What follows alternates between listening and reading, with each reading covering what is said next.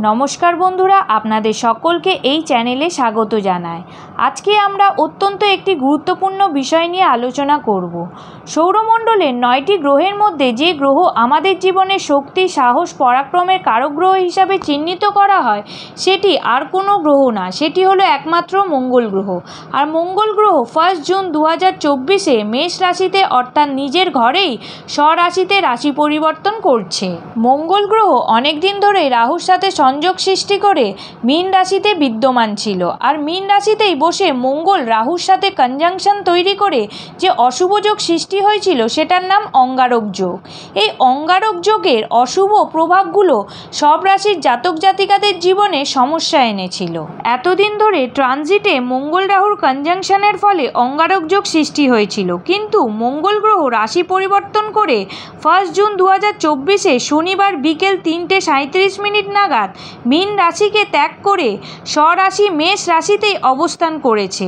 मंगलदेव मेष राशिते अवस्थान करबे 1 जून 2024 থেকে 12 जुलाई 2024 पर्यन्त, अर्थात 1 मास 12 दिन मंगलदेव निजेर राशिते अवस्थान करे थाकबे। এই যে মঙ্গলদেব অঙ্গারক যোগ থেকে বেরিয়ে এসে মেষ রাশিতে প্রবেশ করেছে, যার ফলে প্রত্যেকটি রাশি লগ্নের মানুষেরা এই অশুভ অঙ্গারক যোগের প্রভাব থেকে বেরিয়ে এসে তারা অনেকটাই স্বস্তি ফিল করবেন। মেষ রাশি মঙ্গলের স্বরাশি, তাই মঙ্গলদেব মেষ রাশিতে অত্যাধিক মজবুত অবস্থায় থাকে। মঙ্গল যখন মেষ রাশিতে অবস্থান করছে তখন শনিদেবের তৃতীয় দৃষ্টি মঙ্গল গ্রহের ওপর পড়ছে, অর্থাৎ মঙ্গল গ্রহের ওপর শনিদেবের প্রভাব পড়বে।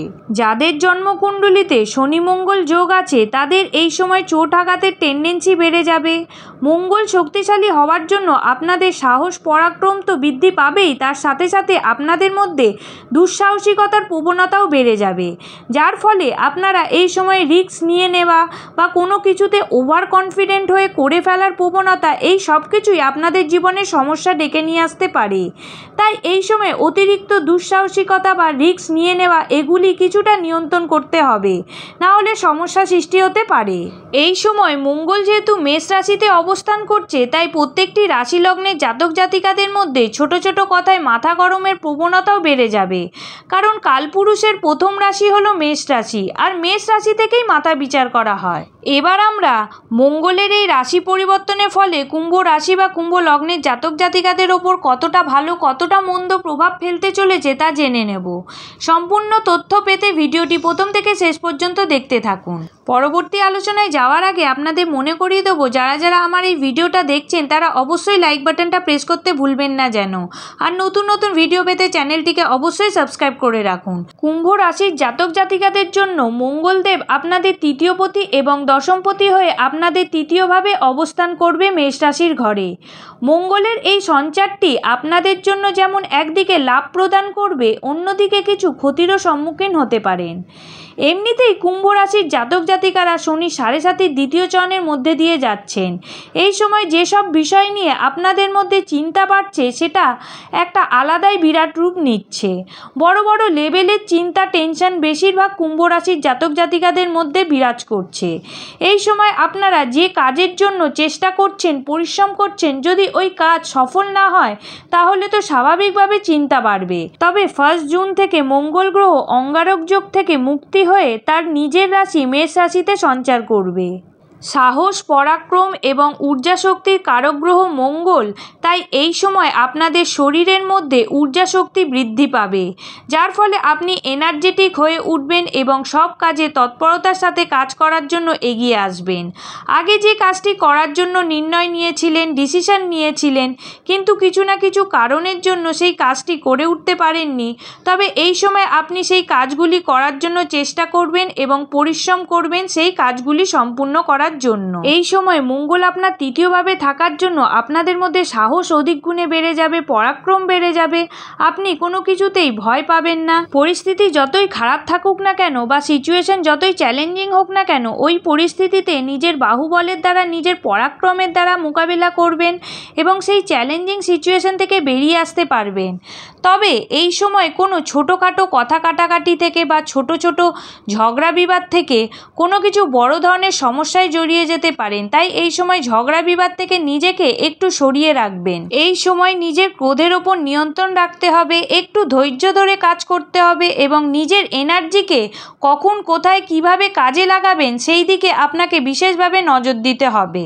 এই সময় ছোট ভাই বোন, প্রতিবেশী, বন্ধুবান্ধব থেকে সহযোগিতা পেতে পারেন। এই সময় আপনি শর্ট ডিস্টেন্স ট্রাভেল করতে পারেন বা যাত্রার মাধ্যমে কিছু প্রাপ্তিযোগ অবশ্যই দেখতে পাওয়া যাবে, যেখান থেকে আপনি লাভবান হতে পারেন। এবং এই সময় যে কাজগুলিতে প্রচুর এনার্জি দরকার, প্রচুর উদ্যমের দরকার, সেই সব কাজে আপনি ভালো ফলাফল পাবেন। যারা ক্রিয়েটিভিটির সাথে যুক্ত বা যারা হাতের কাজ করেন তাদের জন্য ভালো সময়।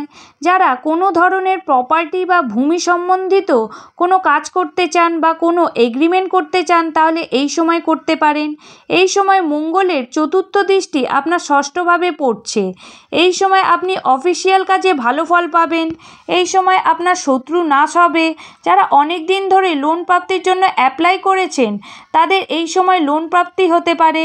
যেহেতু মঙ্গলের সপ্তম দৃষ্টি আপনার ভাগ্যস্থানে থাকবে, সেহেতু মঙ্গলের এই সঞ্চারটি আপনাদের ভাগ্য উন্নতিতে সহায়তা করবে।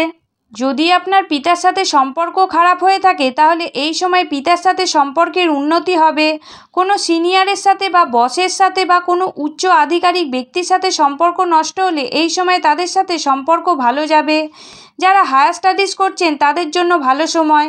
এই সময় ধর্মীয় বিষয়ের প্রতি আগ্রহ বাড়বে। মঙ্গলদেব তার অষ্টম দৃষ্টি দিয়ে আপনার দশম ভাবকে দেখছে, আর কালপুরুষ কুণ্ডলিতে অষ্টম ভাবকে পরিবর্তন বা ট্রান্সফরমেশনের হাউস বলা হয় এবং দশম ভাব হচ্ছে বৃশ্চিক রাশির ঘর। তাই মঙ্গলদেব নিজের ঘরেই দৃষ্টি দেওয়ার ফলে আপনার দশম ভাবকে শক্তিশালী করে তুলছে। এতদিন ধরে যারা কর্মে পরিবর্তন চেষ্টা করছিলেন তাদের কর্ম পরিবর্তনের সুযোগ আসতে পারে। যারা কর্ম সংক্রান্ত বিষয় নিয়ে অসুবিধা ফিল করছেন সেই সব সমস্যা থেকে বেরিয়ে আসতে পারবেন, কারণ মঙ্গলদেব নিজ ঘরেই দৃষ্টি প্রদান করছে আর মঙ্গলদেব আপনার দশম ভাবের অধিপতি। তাই কোনো গ্রহ নিজের ঘরকে কখনোই ক্ষতি করে না। এই সময় নতুন কর্মপ্রাপ্তির সম্ভাবনা বাড়বে, তাই কেরিয়ারের দিক থেকে এটি অত্যন্ত অনুকূল সময়। এই সময় যারা অনলাইনে কাজ করেন বা মেডিকেল ফিল্ডে রয়েছেন বা ঘুরে ঘুরে কাজকর্ম করেন বা যে কোনো সোশ্যাল মিডিয়ায় কাজকর্মর সাথে যুক্ত তাদের যথেষ্ট উন্নতি দেখতে পাওয়া যাচ্ছে। এছাড়াও যারা ট্যুর অ্যান্ড ট্রাভেলের বিজনেস করেন তাদের গ্রোথ দেখতে পাওয়া যাবে। এই সময় যারা রাজনীতিতে যুক্ত আছেন তাদের পদমর্যাদা বৃদ্ধি পাবে। ধর্মীয় কোনো সংস্থার সাথে যুক্ত বা কোনো সমাজসেবার সাথে যুক্ত আছেন তাদের ক্ষেত্রে সময়টা খুবই অনুকূল যাবে। যারা পুলিশ, সেনা, কোনো শাসন বিভাগের কর্মচারী, ইঞ্জিনিয়ার, কন্ট্রাক্টর, কোনো কলকারখানার মালিক তাদের জন্য এই সময়টা অত্যন্ত পজিটিভ যেতে পারে। মোটামুটিভাবে কুম্ভ রাশি বা কুম্ভ লগ্নের জাতক জাতিকাদের মঙ্গলের এই সঞ্চারটি কেমন যেতে পারে সেটি নিয়ে আমি বিস্তারিতভাবে আলোচনা করার চেষ্টা করলাম। ভিডিওটি ভালো লাগলে অবশ্যই লাইক অ্যান্ড শেয়ার করবেন। আজকের আলোচনাটি এই পর্যন্তই ছিল। আপনারা সকলে ভালো থাকবেন। নমস্কার।